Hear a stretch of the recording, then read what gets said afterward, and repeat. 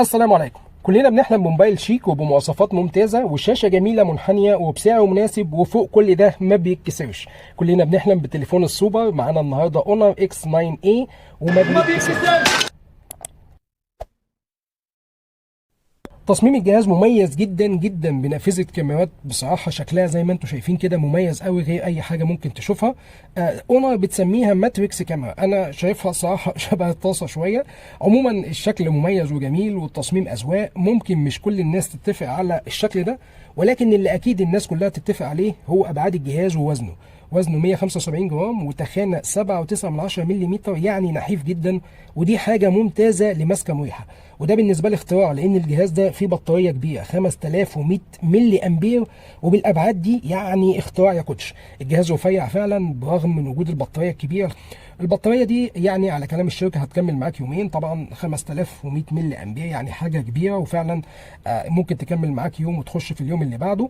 بتيجي كمان مع شاحن 40 واط، شاحن سريع وبيجي داخل العلبه، بيشحن في اول نص ساعه 57%، يشحن الجهاز بالكامل في حوالي ساعه.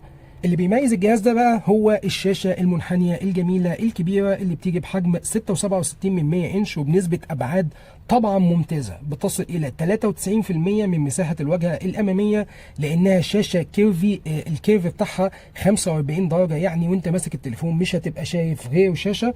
الشاشة من نوع أموليد بدقة فول اتش دي بلس، وكثافة بكسلات 394 بكسل بير انش، ومعدل تردد 120 هرتز، وسرعة استجابة لللمس 300 هرتز تاتش سيمبلنج ريت، وبتدعم ميزه اسمها سب بيكسل لنعومه كده اثناء الالعاب. والالوان هنا بتصل الى مليار لون، والسطوع يصل الى 800 نيتس، وحمايه للعين كده من اللون الازرق. وكمان بتدعم 1920 هرتز بي دبليو ام ديمينينج، يعني كده راحه من وميض الشاشه. يعني شاشه رائده بكل ما تحمله الكلمه من معنى. شاشه ممتازه لمشاهده اي محتوى، تشبع الوان حلوه قوي، وكمان راحه لعينك بدون ارهاق. طبعا كل ده جميل، ولكن الاجمل بقى هو ان الشاشه دي بالزجاج اسمه ديبلي رينفورسد جلاس، يعني شاشه مضاده للصدمات. اسيبكم كده مع بعض الاختبارات المجنونه للشاشه اونر اكس 9A، مشاهده لا تصلح لاصحاب القلوب الضعيفه.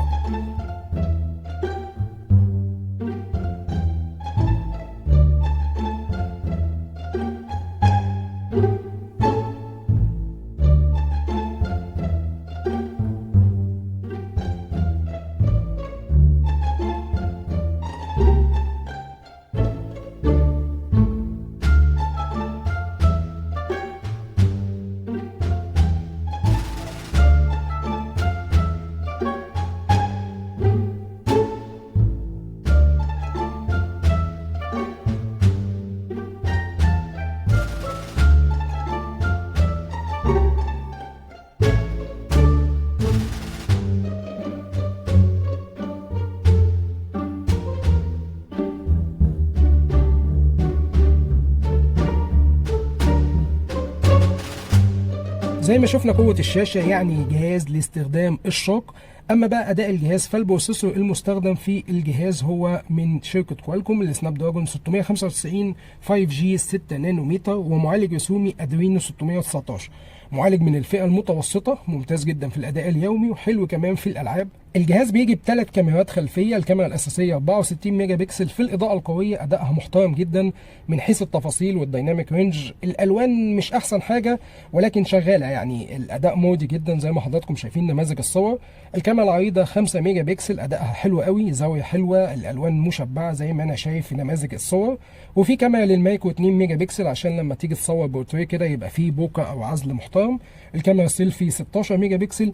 الاداء زي ما انتم شايفين كده واضح انه اداء محترم واداء مرضي جدا بشكل كبير. بصمه الجهاز تحت الشاشه بصمه سريعه زي ما انتم شايفين، والجهاز بياخد شريحتين اتصال، وبيجي باندرويد 12 وواجهه اونر ماجيك يو اي 6.1، يعني واجهه حلوه وكده اونر عامله فيها شغل كويس جدا. اتمنى الجهاز يتوفر في مصر في اسرع وقت، لانه من افضل الاجهزه من اونر، وبسعر يبدا من $300 بمواصفات محترمه جدا. وزي ما انتم شفتوا الشاشه اللي بتستحمل الصدمات والوقعات، واحنا في وقت كده محتاجين اجهزه ما يحصلهاش حاجه يعني. ولهنا نيجي لنهايه الفيديو. الف شكر على المشاهده، ما تنساش تعمل لايك وسبسكرايب، واشوفكم على خير، والسلام عليكم ورحمه الله وبركاته.